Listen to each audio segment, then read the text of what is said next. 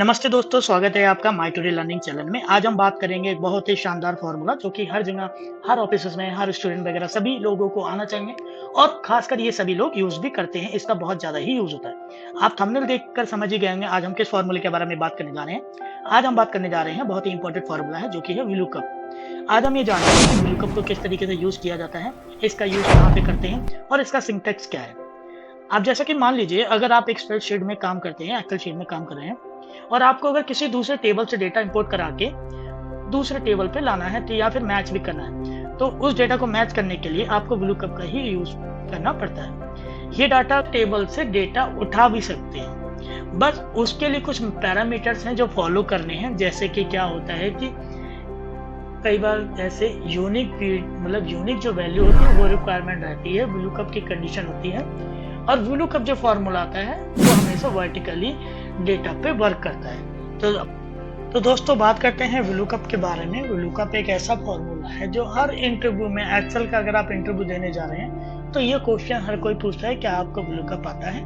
उसके अलावा VLOOKUP से रिलेटेड आपको कुछ प्रोजेक्ट और कुछ एक्सेल में टेस्ट देने पड़ते हैं, वो आपसे पूछे जाते हैं। तो चलिए जानते हैं कि VLOOKUP का सिंटैक्स क्या होता है, इसको किस किस पैरामीटर पे यूज किया जाता है। तो पहला हम यहाँ आते हैं। अब आप देख रहे होंगे मेरे पास एक ये डेटा है जिसमें एम्प्लॉय नेम है, एम्प्लॉय आईडी है, स्टेट और सैलरी। अब हमको यहाँ पे क्या निकालना है, यहाँ पे जो डेटा दिया गया है एम्प्लॉय आईडी के बेस पे अब हमें यहाँ पे निकालना है एम्प्लॉय नेम, स्टेट और सैलरी। बट आप इसमें याद रखिए, इसमें क्या होता है कि एक यूनिक आईडी जरूर होनी चाहिए। जैसे कि एम्प्लॉय आईडी है तो सारी यूनिक होनी चाहिए। अगर यहाँ पर रिपीटेड होगी तो उसके लिए हम आगे बताएंगे कि डबल VLOOKUP या रिपीट एम्प्लॉय कोड या रिपीट नेम्स पे कैसे VLOOKUP लगाते हैं। अब ये पहला हम आपको बेसिक सिखा रहे हैं। तो बेसिक में क्या होगा, पहला होता है लुकअप वैल्यू। अब यहाँ पे जैसे कि अब आप देखेंगे हम टाइप करेंगे इक्वल टू VLOOKUP, जैसे इक्वल टू VLOOKUP टाइप करते हैं यहाँ पे देखो लुकअप वैल्यू आ रही। अब इसमें हमारी लुकअप वैल्यू क्या है, यह है एम्प्लॉय आईडी G2 में। बेसिकली हमें किसके बेस पे डेटा निकालना है, तो हमें मतलब किसके बेस पे डेटा सर्च करके इसके आगे लाना है। अब हमें एम्प्लॉय आईडी के बेस पे ये हमारा लुकअप वैल्यू हो गया। अब हम यहाँ लगाएंगे कॉमा, इसको सेलेक्ट करने के बाद कॉमा, टेबल अरे। अब आप देख रहे होंगे ये ऑप्शन आ रहा होगा टेबल अरे। टेबल अरे का मतलब होता है कि ये टेबल एरिया कौन सा है हमारा, जो कि रेंज, ये सारा हमारा टेबल है। बट आप ध्यान रखना जब भी VLOOKUP लगाएंगे तो आप एम्प्लॉय कोड जैसे यहाँ पे मेंशन तो एम्प्लॉय कोड के बेस पे ही लगाना। अब आप देखना यहाँ एम्प्लॉय कोड है, अगर यहाँ पे एम्प्लॉय कोड आपका अगर बीच में होता है, यहाँ बी पे होता है तो आप बी से लगाते हैं, तो वहीं से हमारा इंडेक्स नंबर भी काउंट होगा। अब देखिए ये हो गया टेबल अरे फंक्शन। अब यहाँ से हम करेंगे इसको सेलेक्ट किया। अब हम रेंज को पूरा सिलेक्शन में लेंगे। अब इसको सेलेक्ट करने के बाद पूरा देखिए आप ले सकते हैं, हम यहाँ से रेंज पूरा सेलेक्ट कर रहे हैं।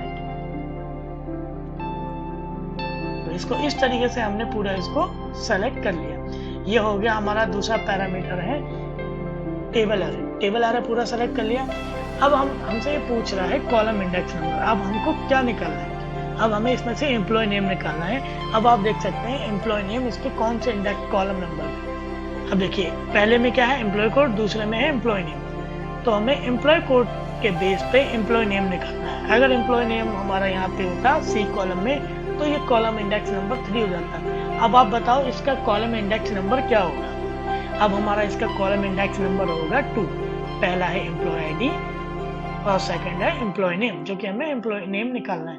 अब हम यहाँ टाइप करेंगे 2 टाइप करने के बाद अब कॉमा। अब देख लिया हमसे पूछ रहा है मतलब रेंज लुकअप, हमें बिल्कुल करेक्ट वैल्यू चाहिए यहाँ पे या फिर मिलता जुलता चाहिए।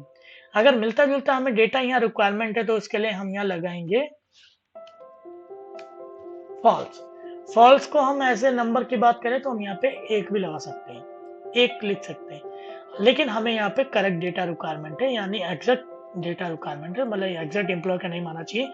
ये एम्प्लॉय आईडी के बेस पे कि ये इस एम्प्लॉय आईडी का कौन बंदा है। तो अब हम यहाँ पे इसको हटा के यहाँ कॉमा, यहाँ पे 0 जो हमारा वो ट्रू होता है, मतलब अप्रॉक्स मैच नहीं, मतलब वो होगा एग्जैक्ट मैच होगा। अब इसको जरूर करने के बाद हमारा करेक्ट मैच आ जाएगा, यहाँ पे अब करेक्ट नेम आएगा। अब हम इसको करेंगे एंटर, ब्रैकेट बंद कर दिया। अब देख सकते हैं 2300, जैसा कि आप देख रहे हैं 2300 सुरेश कुमार नाम। अब डेटा में आ जाएंगे। अब आप देखिए ये 2300 सुरेश कुमार नाम आ गया। तो चलिए ऐसे ही हम इसका स्टेट भी निकाल लेते हैं। अब हम यहाँ टाइप करेंगे इक्वल टू VLOOKUP। अब VLOOKUP टाइप करने के बाद सेव हम क्या लेंगे, अब हम लेंगे हम लुकअप रेंज यानी वैल्यू अब यहाँ पे है क्या, एम्प्लॉय आईडी है।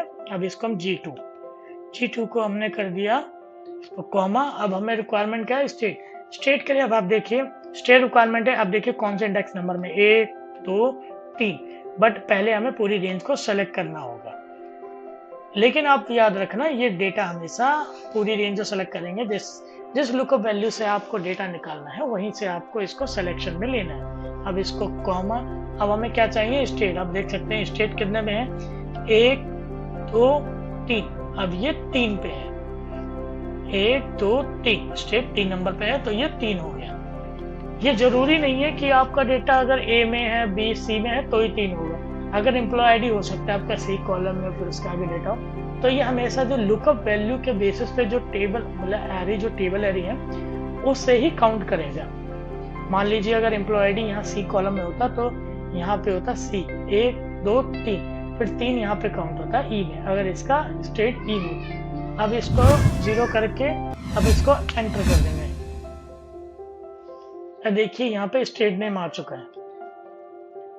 अब जैसा कि हमने स्टेट का निकाल चुके हैं, अब हम इसकी सैलरी निकालेंगे। सैलरी निकालने के लिए अब हमें क्या करना है, यहाँ पे टाइप करना है हमें इक्वल टू VLOOKUP टाइप करने के बाद ब्रैकेट ओपन हो जाएगा।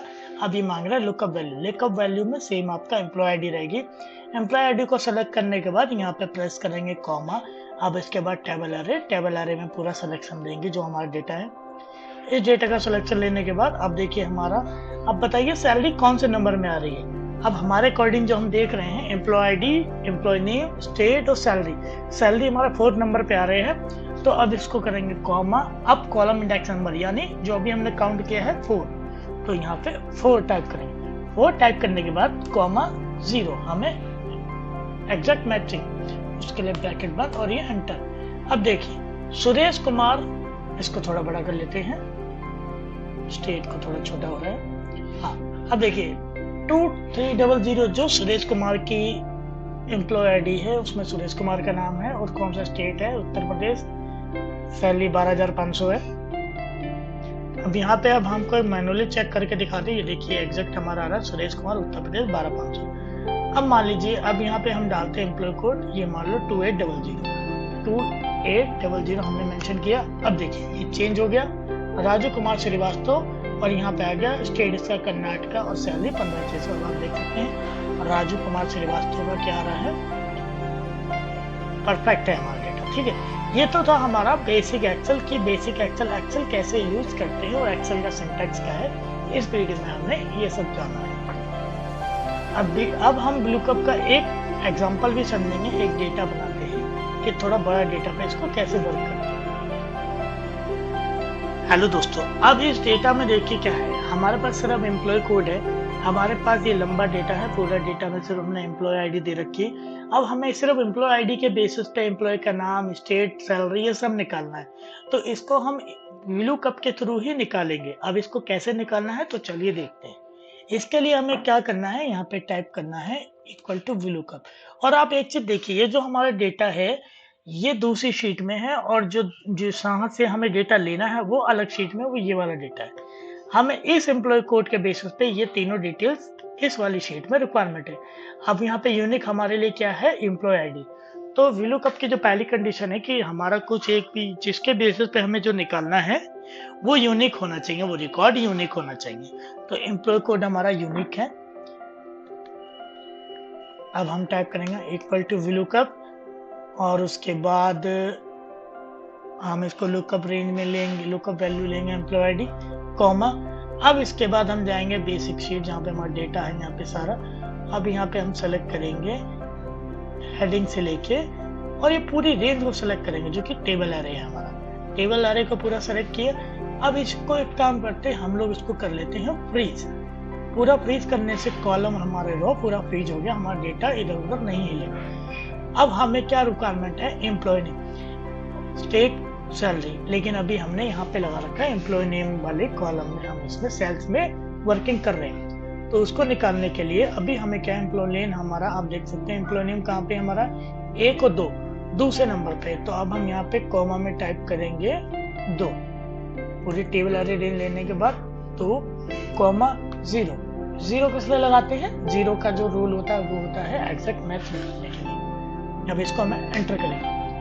अब देख सकते हैं ये डेटा आ चुका है। अब इसको कॉपी कर लेंगे या फिर आगे तक ऐसे ड्रैग कर देंगे।